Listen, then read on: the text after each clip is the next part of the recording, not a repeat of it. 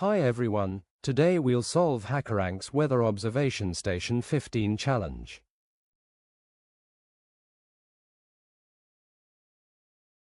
We've got a table, named station with columns like ID, city, state, northern latitude and western longitude.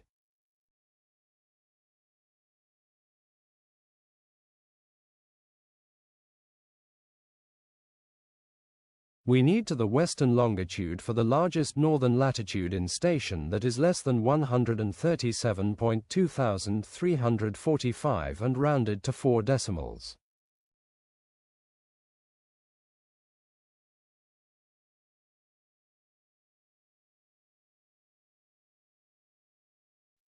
For this we use max and round function. We also use subquery for this exercises. First filter out values greater than or equal to 137.2345.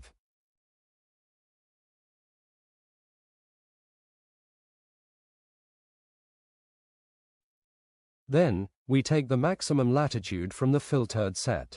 Finally, we round the result to 4 decimals. Also, I used subquery for the largest northern latitude.